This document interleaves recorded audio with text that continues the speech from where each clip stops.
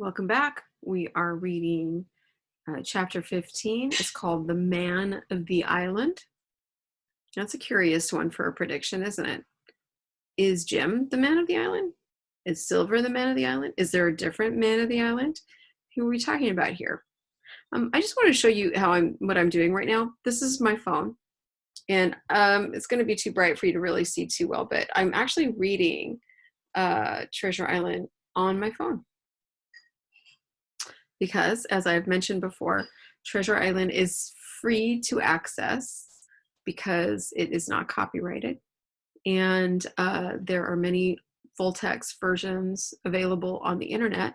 And this is one of them. So I'm just scrolling through as I go along and reading right off my phone.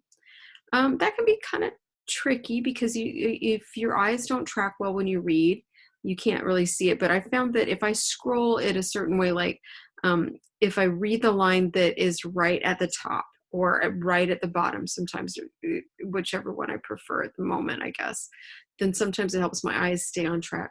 I like to keep my finger near what I'm reading because you lose your space, especially if you're trying to like learn new vocabulary as you go, or if you have a question as you go.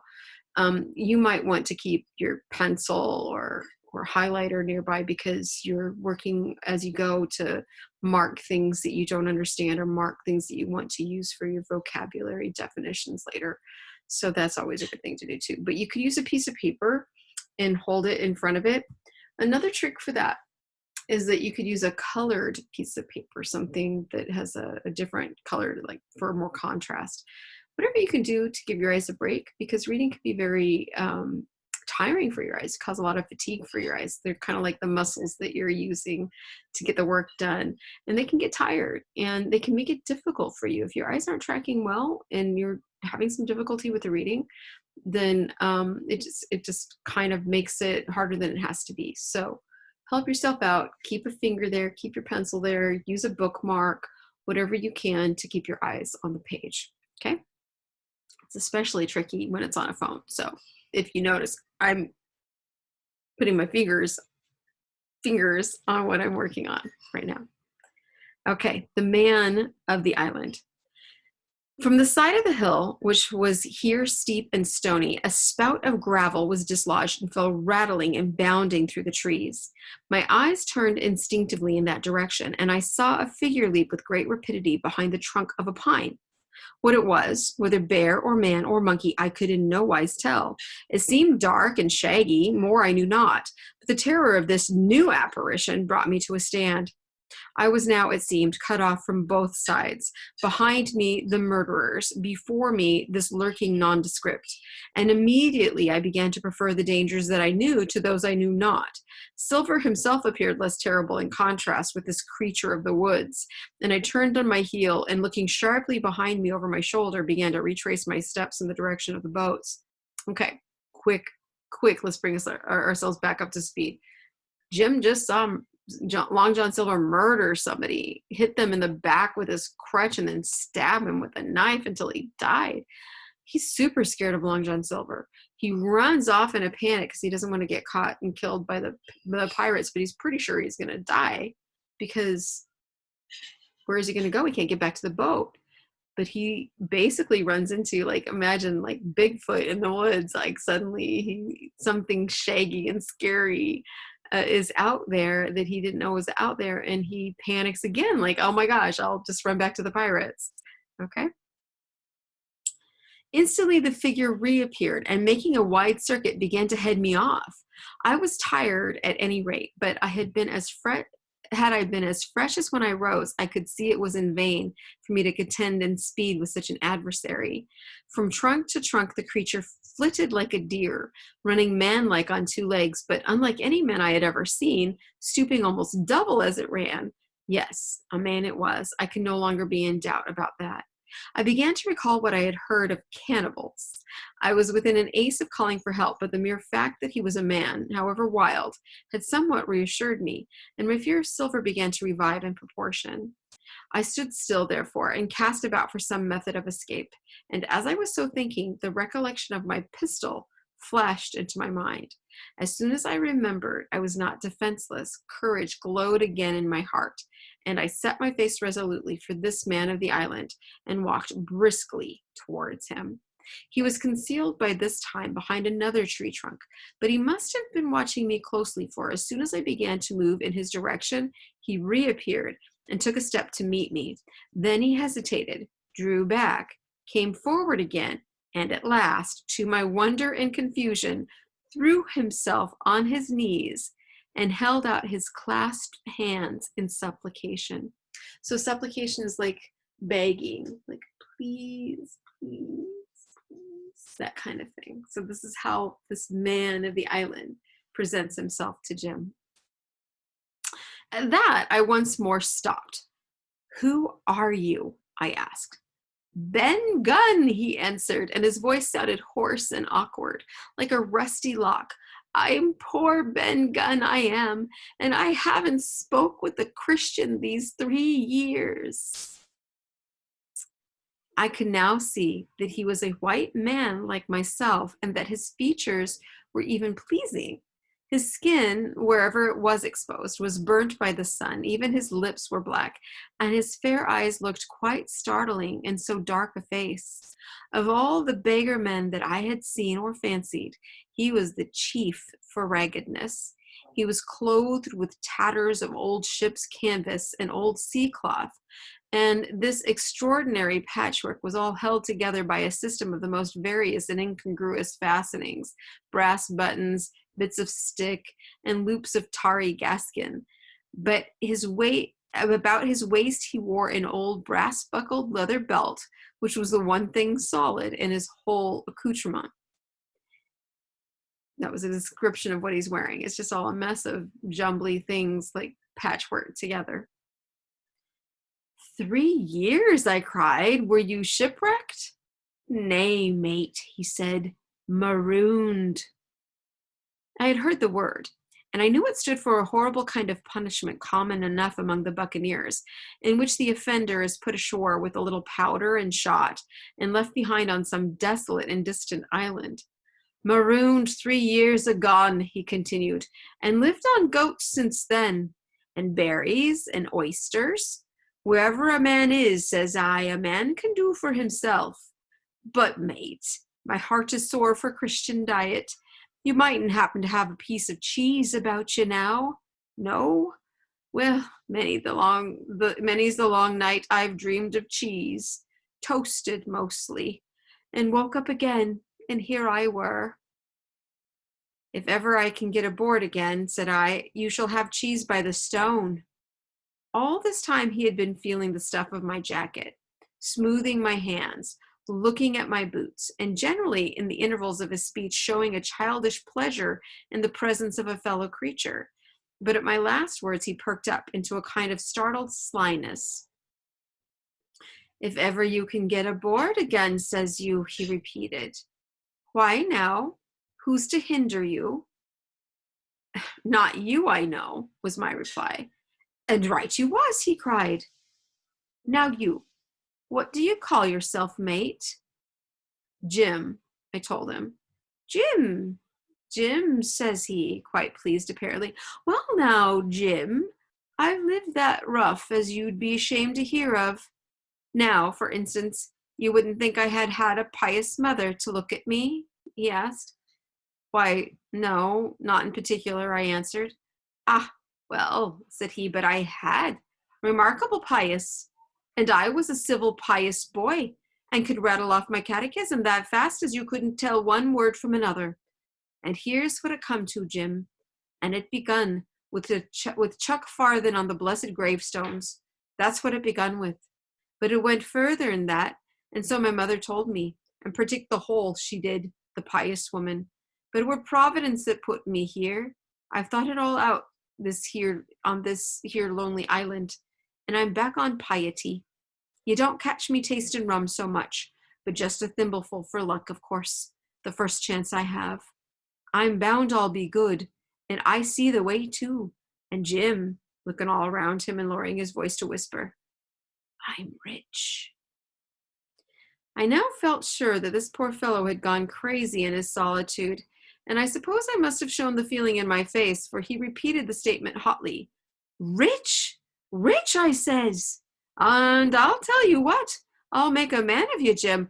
Ah, Jim, you'll bless your stars, you will. You was the first that found me. And at this there came suddenly a lowering shadow over his face, and he tightened his grasp upon my hand and raised a forefinger threateningly before my eyes. Now, Jim, you tell me true. That ain't Flint's ship, he asked. At this, I had a happy inspiration. I began to believe that I had found an ally, and I answered him at once. It's not Flint's ship, and Flint is dead. But I'll tell you true as you ask me. There are some of Flint's hands aboard. Worse luck for the rest of us. Not a man with one leg, he gasped. Silver, I asked. Ah, Silver, says he. That were his name. He's the cook and the ringleader, too. He was still holding me by the wrist, and at this he gave it quite a ring. If you was sent by Long John, he said, I'm as good as pork, and I know it. But where was you, do you suppose? I had made my mind up in a moment, and by way of answer told him the whole story of our voyage and the predicament in which we found ourselves. He heard me with the keenest interest, and when I had done, he patted me on the head. You're a good lad, Jim, he said, and you're all in a clove hitch, ain't you? Well, you just put your trust in Ben Gunn. Ben Gunn's the man to do it. Would you think it likely now that your squire would prove a liberal-minded one in case of help, him being in a clove hitch, as you remark? I told him the squire was the most liberal of men. Aye, but you see, returned Ben Gunn, I didn't mean giving me a gate to keep and a suit of livery clothes and such. That's not my mark, Jim. What I mean is, would he be likely to come down to the tune of, say, £1,000 of the money that's as good as a man's own already? I'm sure he would, said I, as it was all hands were to share. And a passage home, he added with a look of great shrewdness. Why, I cried, the squire's a gentleman, and besides, if we got rid of the others, we should want you to help work the vessel home. Ah, said he, so you would. And he seemed very much relieved. Now I'll tell you what, he went on, so much I'll tell you, and no more. I were in Flint's ship when he buried the treasure. He and six strong seamen. They was ashore nigh on a week, and us standing off and on in the old Walrus. One fine day, up went the signal, and here come Flint by himself in a little boat, and his head done up in a blue scarf. The sun was getting up, and mortal white he looked about the cutwater. But there he was, you mind, and the six all dead and buried. How he done it, not a man aboard us could make out. It was a battle, murder, and sudden death. Leastways, him against six. Billy Bones was the mate. Long John, he was the quartermaster, and they asked him where the treasure was. Ah, says he, you can go ashore if you like, and stay, he says, but as for the ship, she'll beat up for more by thunder. That's what he said. Well, I was in another ship 3 years back, and we sighted this island. Boys, said I, here's Flint's treasure, let's land and find it. The captain was displeased at that, but my messmates were all of a mind and landed. 12 days they looked for it, and every day they had the worst word for me, until one fine morning all hands went aboard. As for you, Benjamin Gunn, says they, here's a musket, they says, and a spade and a pickaxe. You can stay here and find Flint's money for yourself, they says. Well, Jim, 3 years have I been here, and not a bite of Christian diet from that day to this. But now, you look here, look at me. Do I look like a man before the mast? No, says you. Nor I weren't, neither, I says. And with that he winked, and pinched me hard. Just you mentioned them words to your squire, Jim, he went on. No, he weren't, neither, that's the words. 3 years he were a man of this island, light and dark, fair and rain, and sometimes he would maybe think upon a prayer, says you. And sometimes he would maybe think of his old mother, so be as she's alive, you'll say. But the most part of Gunn's time, this is what you'll say, the most part of his time was took up with another matter, and then you'll give him a nip like I do. And he pinched me again in the most confidential manner. Then he continued, you'll up and you'll say this, Gun is a good man, you'll say. And he puts a precious sight more confidence, a precious sight, mind that, and a gentleman born than in these gentlemen of fortune, having been one himself. Well, I said, I don't understand. Oh, this is Jim, sorry, new voice. Well, I said, I don't understand one word that you've been saying, but that's neither here nor there, for how am I to get on board? Okay, I think that's a good spot to stop for a second. Ben Gunn's been rambling, and it's really hard to tell what he's talking about. I can summarize a little bit. I can tell you that he was on Flint's crew, and he was on the boat when Flint buried the treasure. And he tells this interesting story about how Captain Flint went onto Treasure Island with 6 other guys, and he's the only one who returned. He killed the rest. So he shows back up, back at the ship, and the guys that are there, like Long John Silver and Billy Bones, are like, well, where's the treasure? And he's like, you can go look if you want, but the ship's leaving. So Flint basically had some of his men help him bury treasure. He killed everybody who knew where it was, went back to the ship, and forced everybody to leave. Flint was a pretty tough captain. So now he died. I mean, of course, we know the story of Billy Bones after that. Billy gets the map to this lost treasure. Long John wants it, and here we are. Okay. Meanwhile, Ben Gunn was just a crew member on Flint's ship. And then he ended up being a crew member on a different ship that came into this little harbor. And he's like, hey guys, there's treasure here. We should look for it. Well, they did for 12 whole days and nobody found anything. And so they get super mad at him and tell him he has to stay. They give him some tools. They give him a musket and they leave him. So for 3 years, Ben Gunn has been alone on this island. So he's a little wacko. He's probably not his best self right now. He's been living on goat meat and oysters, he says. But he's kind of rambling at Jim, and he's saying things about how Jim, you're going to tell these guys, these people about me, and you're going to talk about how, sometimes I pray, and you're going to tell him that I might be a good guy, and then you're going to tell him that I have a bunch of money. I'm rich. Now, this isn't a very big leap. How do you think that Ben Gunn became rich? And what he wants is a deal. He wants a deal. He wants 1,000 pounds of money. A pound is like a dollar in England. And 1,000 pounds would have been a lot of money back then. But not like to make somebody super rich, but a good amount of money. Okay? And so that's what he wants. And he wants a passage back home. And he has been a pirate back in the day, so he doesn't know if they're going to treat him very well. So he wants to make sure that they will before he agrees to help them. All right, let me try to find my spot again. Jim had stopped him and said, well, I don't understand one word that you've been saying, but that's neither here nor there. For how am I to get on board? Ah, said he, that's the hitch for sure. Well, there's my boat that I made with my 2 hands. I keep her under the white rock. If the worst comes to the worst, we might try that after dark. Hi, he broke out. What's that?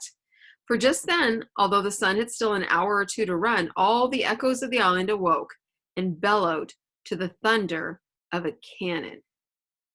Okay, 2 things. Let's not lose that one detail about Ben. He says, oh, after dark, we can take my boat. I'll take you out to the ship, okay? But then they hear a cannon. They weren't supposed to hear a cannon until it was almost sundown, and that would have been the signal from the captain that everybody was supposed to come back. Instead, they hear a cannon, but it's way too early, okay? They have begun to fight, I cried. Follow me. And I began to run towards the anchorage, my terrors all forgotten, while close at my side the marooned man in his goat skins trotted easily and lightly. Left, left, says he. Keep to your left hand, mate Jim. Under the trees with you. There's where I killed my first goat. They don't come down here now. They're all mast-headed on the mountings for the fear of Benjamin Gunn. Ah, and there's the cemetery, he must have meant. You see the mounds? I come here and prayed nows and thens when I thought maybe a Sunday would be about due. It weren't quite a chapel, but it seemed more solemn like. And then, says you, Ben Gunn was short-handed, no chaplain, nor so much as a Bible and a flag, you says. So we kept talking as I ran, neither expecting nor receiving any answer. The cannon shot was followed after a considerable interval by a volley of small arms. Another pause, and then, not a quarter of a mile in front of me, I beheld the Union Jack flutter in the air above the wood. Okay, so that's the end of the chapter. So let's explain that a little bit there. They hear the cannon and they start running. As they're running, Ben, who must have pretty good endurance, is just chatting along the way. Like, this is where I killed my first goat. This is the cemetery. I pray there when I think it might be Sunday. So he's just like chatting and giving a tour of the island as they run. And they hear not just the cannon, but a volley. That means like a back and forth. That's why volleyball is called volleyball. Did you know that? Because it's a back and forth. Okay, so a volley of shot. So there's a little bit of a battle with guns, and they hear that, and then they see the Union Jack. The Union Jack is the British flag. So Jim has run across the island with Ben Gunn, a guy he just met who's been marooned on the island. And he's heard that there's some fighting, and there on the island, not on the boat, on the island is the British flag. And that's where this chapter ends. Now, if you don't have some wonderings, you ought to. What the heck is that flag doing there? Why is it on the island? Who's doing the shooting? Who's shooting at whom? Who's this Ben Gunn guy? Is he a good guy? Is he really going to help? Is he actually crazy? What does he mean by a Christian diet? What does that mean? So there's a lot to think about here and a lot of questions. So if you do have any questions, if you're falling a little bit behind in your understanding of the story, give me some questions to answer. Come and see me on a Zoom meeting, and let's see if we can make sure that you understand what's going on here. But here, that was Jim's shore adventure, at least so far. That was his shore adventure. And the next part 4, is called the stockade. And a stockade's like a fort. So our next part that we're going to get into is going to be talking about the little fort that is on the island. Okay? And until then, enjoy the story.